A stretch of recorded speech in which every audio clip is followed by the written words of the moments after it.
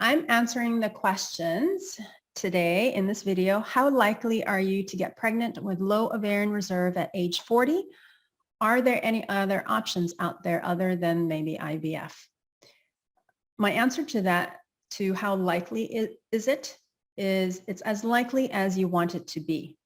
And I don't mean it to sound glib, but it's true. If you believe that you can't get pregnant, then you probably won't.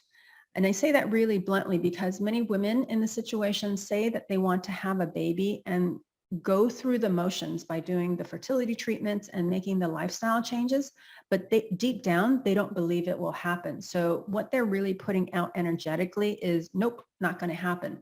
Their words and their actions don't align with their beliefs, and that's what is stopping them. It's not the diagnosis of low ovarian reserve or whatever the diagnosis is or the age. It's really their mindset and where their beliefs are. And so it's really important that you shift so that you do start really believing and at least at the very minimum, hoping that you can get pregnant, and over time really working on doing the inner work so that you shift more into the belief and then ideally into the knowing that it can happen. And to be clear, you can get pregnant if diagnosed with low or diminished ovarian reserve. Granted, it may take longer, but it's still very possible. Many of my clients have that diagnosis of low ovarian reserve or low AMH or high FSH. So those diagnoses, those labels don't really mean that much in terms of being able to get pregnant. They're more of an indicator of how well you will respond to fertility medications. And so in that case, IVF may not be a good option for you. Those medications require you to ovulate a lot more than the one egg that you usually release every month. So it puts a lot of pressure on the ovaries, and they just, with low ovarian reserve or low AMH, your ovaries just probably won't mature enough eggs in response to the IVF medications, since you need a relatively large number of eggs for a cycle to work.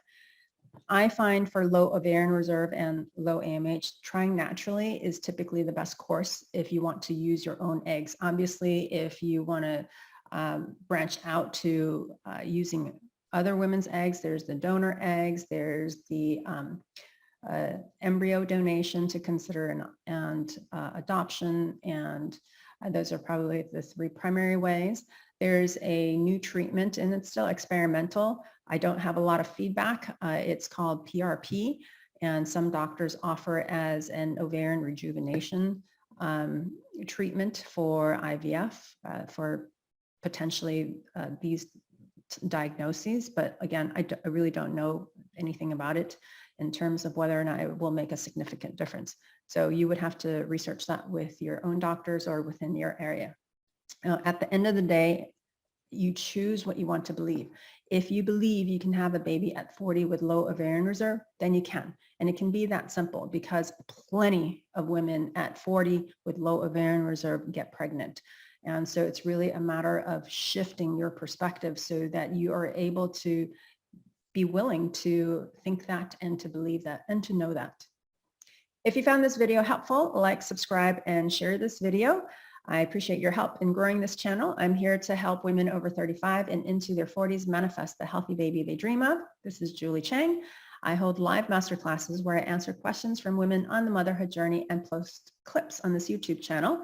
Click the link in the description below to join my email list to find out when they are. Thanks so much for joining me.